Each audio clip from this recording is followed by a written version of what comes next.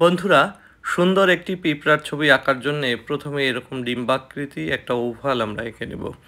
এরপরে এর নিচে আরেকটু বড় করে আরেকটা ওভাল এভাবে এঁকে নিতে হবে। এরপরে দুটো বাঁকা লাইন দিয়ে এভাবে যুক্ত করলেই পিঁপড়ার বডি শেপ হয়ে গেল। এরপরে এভাবে দাগ দিয়ে মুখ, এরপরে দিয়ে দিতে হবে চোখ। চোখটা গোল করে এর মাঝখানে মণি এরকমভাবে কয়েকটা পর্যায়ে সে অংশগুলো করে দিয়ে উপরে দুইটা সুর দিয়ে দিতে হবে এভাবে।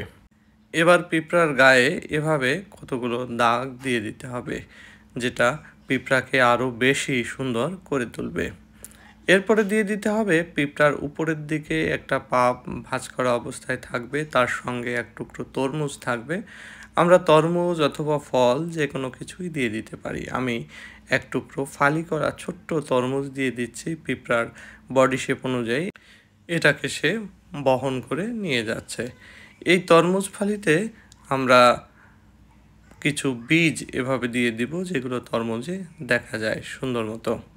এবার পিঁপড়ার দুইটা পা নিচের দিকে এভাবে আমরা দিয়ে দিব, যে দুইটা পায়ের উপরে ভর রয়েছে, মাঝখানে দুইটা পা এভাবে দিয়ে দিলাম। আর আরেকটা পা উপরের দিকে সেটি দেখা যাচ্ছে না। এবার আমরা সুন্দর করে একটা টু দিয়ে একটা সুন্দর হাঁস আঁকবো। বিশেষ কায়দায় এই টুটা লিখে এভাবে মাথা এঁকে ফেলতে হবে। মাথার পরে মাথার মধ্যে এখানে দিয়ে দিতে হবে চোখ, এরপরে দিয়ে দিতে হবে সুন্দর একটি ঠোঁট। ঠোঁট দেওয়ার পরে হাঁসের গলাটা এভাবে এঁকে নিচের দিকে নিয়ে আসতে হবে। পেছন দিক থেকে এরকম তিনটা স্ট্রোকে এখানে পেছনের অংশ দিয়ে এখানে জলের ঢেউ দিয়ে দিতে হবে। আর যখন জলে ভাসে নিশ্চয়ই ঢেউ হয়। এরপরে দিয়ে দিতে হবে হাঁসের ডানা। এভাবে সুন্দর করে একটা বাঁকা লাইন দিয়ে সেখানে কিছু এরকম লাইন দেওয়ার মাধ্যমে তার পালকগুলো এঁকে দিতে হবে। শেষে দিয়ে দিতে হবে বড় পালকগুলো এই লাইনের মাধ্যমে। সুন্দর হাঁস আঁকা হয়ে গেল। এবার নিচে জলের আরও কয়েকটা লাইন দিয়ে দিলে দেখুন চমৎকার হাঁস।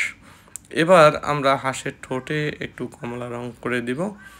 কমলা রঙের পরে সুন্দর হয়েছে।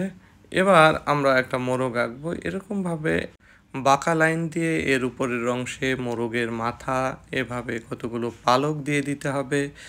এরপরে পিঠের লাইনটা এভাবে সংযুক্ত করে দিতে হবে। মাথার ঝুঁটি এভাবে সুন্দর করে দিয়ে দিতে হবে। দিয়ে দিতে হবে চোখ।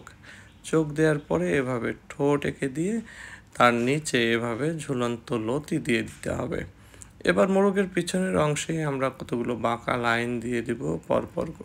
আপনারা জানেন মোরগের পিছনে কিন্তু বড় বড় পালক থাকে। সেই পালকগুলো আমরা এইভাবে লাইনের মাধ্যমে করে দিচ্ছি।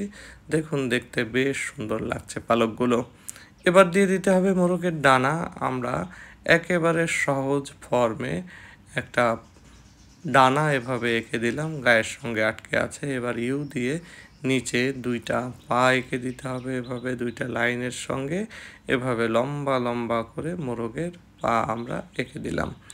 দেখুন যথেষ্ট সুন্দর হয়েছে এই মোরগের পা।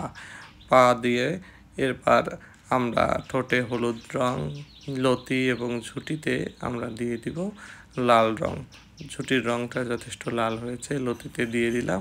এবার পায়ে দিয়ে দিতে হবে ঠোঁটের মতো হলুদ রং।